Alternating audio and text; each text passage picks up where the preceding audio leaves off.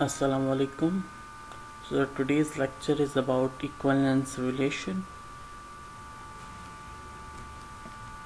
of discrete mathematics or as well as abstract algebra. So in the first part we have studied about the reflexive relation of the equivalence relation. So what is reflexive relation?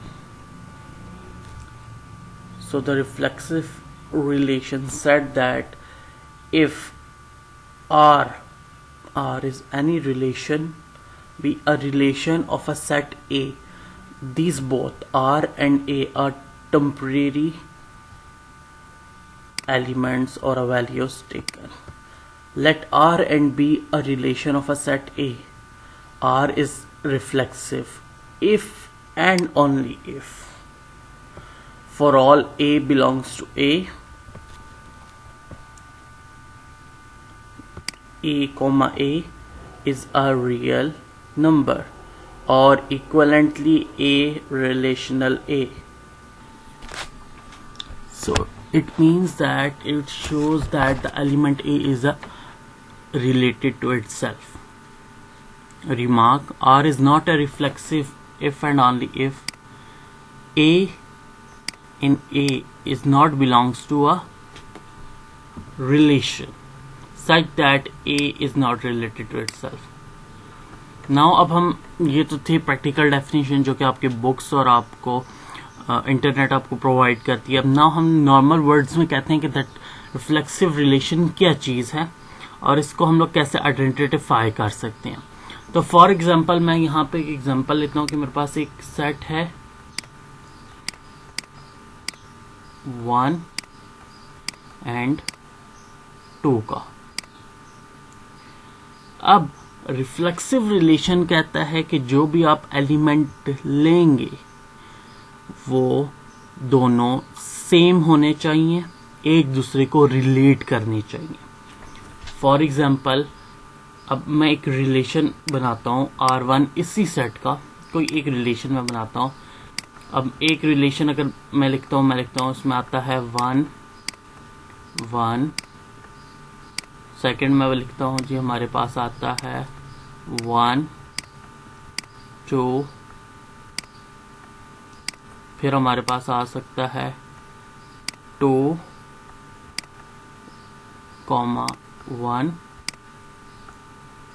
और last हमारे पास जो आ सकता है वो आ सकता है 2 2. अब हमने आइडेंटिफाई करना है कि जो रिलेशन हम लोगों ने इस टाइम लिखा है ये रिफ्लेक्सिव है कि नहीं. अब रिफ्लेक्सिव की कंडीशन क्या है कि हमारे पास जो सबसे पहली बात है कि जो आप ए से जो भी आप एलिमेंट रिलेशन ए में लेंगे वो उस सेट से बिलोंग करना चाहिए. यानी ए हमारे पास इस टाइम सेट है से बिलोंग करना चाहिए. दूसरी बात कि दोनों हमारे पास सेम होने चाहिए और उस रिलेशन में मौजूद भी होने चाहिए. ठीक है, दोनों सेम हो या इक्विवेलेंट हो.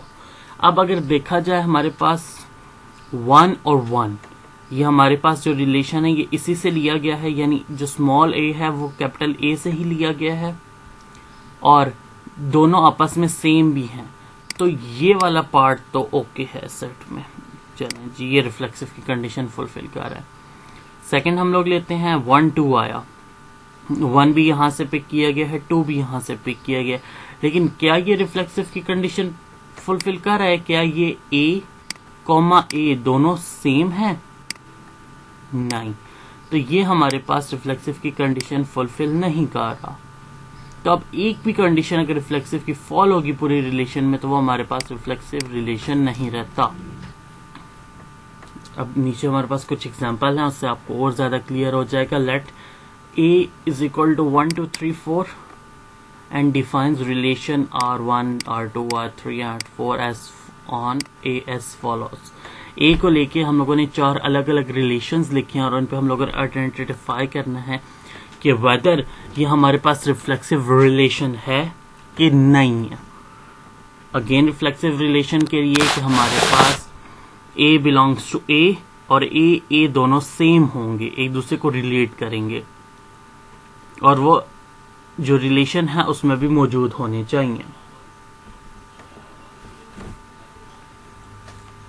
अब हमारे पास जो फर्स्ट रिलेशन है उसमें क्या है कि हमारे पास 1 1 3 3 2 2 एंड 4 4 है। अब हम इसको चेक करते हैं वेदर कि हमारे पास रिफ्लेक्सिव रिलेशन की कंडीशन को फुलफिल कर रहा है कि नहीं कर रहा। अब रिफ्लेक्सिव के लिए हमारे पास पहली कंडीशन क्या है कि ये वैल्यूज जो हैं ये ए सेट से बिलोंग करनी चाहिए, बिल्कुल बिलोंग कर रही हैं। सेकंड था कि ए फॉर ऑल रिलेशन, यानी अब दोनों देखिए हमारे पास सेम है, 1 और 1 दोनों सेम है, और रिलेशन ए सेट ए से भी बिलोंग करती है और रिलेशन में भी मौजूद है, तो ये सेट तो हमारे पास हो गया जी करेक्ट। 3 3 सेट ए से बिलोंग करती हैं, ए दोनों आपस में सेल्फ रिलेट कर रही हैं, इट मीन्स कि ये भी करेक्ट। 2 2 सेट ए से बिलोंग कर रहा है और आपस में एक दूसरे से रिलेट भी कर रहे हैं, it means this is also correct. 4 4 आपस में भी रिलेट कर रहे हैं और सेट ए से भी बिलोंग कर रहे हैं, so this is also correct. तो हमारे पास जो पहली कंडीशन है that is about R1 is reflexive, क्योंकि सारी कंडीशन हमारे पास ठीक है। Since a belongs to relational a belongs to the real number relation 1 for all a belongs to a. दूसरी चीज R2 देखते हैं जी, 1 1 ओके फाइन, 1 4 सेट से तो बिलोंग कर रहे हैं, लेकिन क्या ये ए की कंडीशन को सेटिस्फाई कर रहे हैं? दोनों क्या एक दूसरे को रिलेट कर रहे हैं? नहीं, तो सिर्फ ये भी गलत है यहाँ पे और ये भी गलत है। इन दो के गलत होने की वजह से यहाँ पे हमारे पास ये सेट रिफ्लेक्सिव एंगल नहीं रहता, ठीक है। इन सम केसेस आप इसको स्टडी करेंगे कि फॉर एग्जांपल ऐसे केस आ भी जाएं तो भी चलता है, लेकिन हमारे पास 4 4 का होना मौजूद होना जरूरी है, ठीक है। R2 is not reflexive since 4 4 is not belongs to R2। जो आपकी इस टाइम HSC फॉलो कर रही होगी उसमें यही है कि फॉर एग्जांपल अब यहाँ पे 4 and 4 मिसिंग है,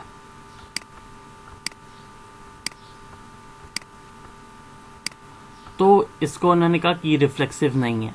बेशक ये मौजूद हो कोई फर्क नहीं पड़ता, ये मौजूद हो कोई फर्क नहीं पड़ता, लेकिन 4 4 का मौजूद होना यानी इस सारे सेट का ए में सारे का मौजूद होना जरूरी है, ठीक है। तो ये इस वजह से रिफ्लेक्सिव नहीं है। अब यहाँ पे 1 1 है, 2 2 है, 3 3 है, 4 4 है, बेशक ये मौजूद है लेकिन ये रिफ्लेक्सिव है, ठीक है। नेक्स्ट में 2 2 है, 4 4 है, कौन से मिसिंग है? 1 1 एंड 3 3, तो इस वजह से ये रिफ्लेक्सिव नहीं है। अब हम करेक्ट कर लेते हैं अपनी जो रियल स्टेटमेंट थी, उस टाइम आपको मैंने ए का कॉन्सेप्ट देना था, तो ए के कॉन्सेप्ट में यहाँ पे क्योंकि हमारे पास सिर्फ दो वैल्यूज थी सेट में 1 1 एंड 1 2, तो इट मीन्स कि 1 1 एंड 2 2 दोनों मौजूद हैं, सो ये भी हमारे पास रिफ्लेक्सिव एंगल है, ठीक है। हम इसको कह सकते हैं कि this is also called a reflexive angle, sorry reflexive relation. Directed graphs के जरिए भी हम लोग देख लेते हैं। डायरेक्टेड ग्राफ हमें कहता है कि reflexive angle include an arrow from every point to itself. अब ऐसा होगा कि वो खुद की तरफ हमेशा रो बनाएगा, यानी एक लूप क्रिएट होगा हमारे पास डायरेक्टेड ग्राफ में। अब डायरेक्टेड ग्राफ का लूप्स बना के भी देख सकते हैं, आपको क्लियर हो जाएगा। अब जिस तरह हमारे पास पहली एग्जांपल थी 1 1 3 3 2 2 एंड 4 4, अब देखिए 1 1 1 से 1 को ही लूप आया, 3 से 3 को ही लूप आया, 2 से 2 को ही लूप आया और 4 से 4 को ही लूप आया, तो इन सारों ने इटसेल्फ खुद पे ही लूप किया, तो ये हमारे पास रिफ्लेक्सिव एंगल बन गया, रिफ्लेक्सिव रिलेशन बन गया। नेक्स्ट है 1 1, ओके 1 ने 1 को लूप किया, 1 से 4 गया, 1 से 4 आया, अब 1 से 4 और यहां से आया 4 से 3, फिर 2 से 2, 3 से 3। अब इसके होने से हमें कोई फर्क नहीं पड़ता। मेन फर्क पड़ा कि 4 के ऊपर इटसेल्फ का लूप नहीं आया, तो इट मीन्स कि ये रिफ्लेक्सिव रिलेशन नहीं है। नेक्स्ट पॉइंट R3 में हमारे पास था 1 1 1 का 1 पे लूप, फिर आया 1 2 1 से 2 हम लोग गए, फिर 2 से 1 आए, फिर 2 2 3 3 एंड 4 4। अब इसके होने से कोई फर्क नहीं पड़ रहा, लेकिन बाकी सारे हमारे पास ठीक है। इट मीन्स कि हमारा रिलेशन जो है वो सेटिस्फाई कर रहा है, तो ये रिफ्लेक्सिव रिलेशन है। R4 में क्या है कि 3 3 पे तो लूप है, लेकिन 4 4 और 1 1 दोनों पे लूप नहीं है, तो ये भी हमारे पास रिफ्लेक्सिव रिलेशन नहीं बनेगा। R4 is not reflexive relation. There is no loop on 1 and 3. So now we have a look about the matrix representation of a reflexive relation. So let A is equal to the set of A1 A2 up to AN. A relation N or A is a reflexive if and only if A of I both are same relation. I is 1 2 up to N. According to the R is reflexive if and only if the element on the main diagonal of the matrix representation are equal to the 1. So that is the most important thing कि matrix में क्या है कि अगर आपका main diagonal 1 1 1 या main diagonal जो आपका अगर है वो 1 की फॉर्म में रिप्रेजेंट कर रहा है, तो that is your reflexive relation. अब नीचे एक एग्जांपल है रिलेशन R 1 1 1 3 2 2, इन सारों पे क्या है 1 है हमारे पास, और A हमारे पास बेसिकली ये सेट है। Represent the matrix is a relation note if the matrix below are the diagonal entries are 1। तो इस एग्जांपल में देखें 1 1 पे 1 है, 2 2 पे 1 है, 3 3 पे 1 है। बेशक 2 3 2 पे भी हमारे पास 1 है और 2 3 पे भी हमारे पास 1 है, लेकिन हमें इससे कोई फर्क नहीं पड़ता। हमें सिर्फ ये फर्क पड़ रहा है कि मेन डायगोनल में क्या हमारे पास 1 है। जी, मेन डायगोनल में हमारे पास 1 है, तो ये भी हमारे पास रिफ्लेक्सिव रिलेशन को सेटिस्फाई करता है।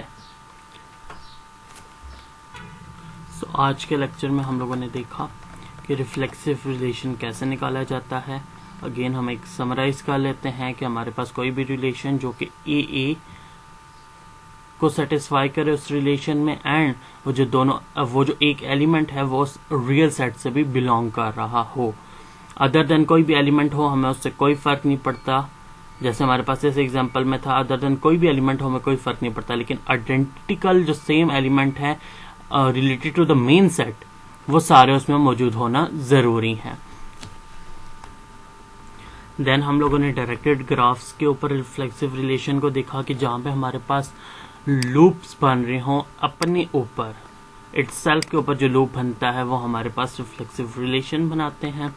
एंड देन लास्ट में हम लोगों ने देखा कि अगर मैट्रिक्स में रिलेशन हम लोगों ने अगर फाइंड आउट करना हो तो उसमें हमारे पास मेन डायगोनल में अगर हमारे पास 1 मौजूद है तो ये हमारे पास रिफ्लेक्सिव रिलेशन की कंडीशन को सेटिस्फाई करता है।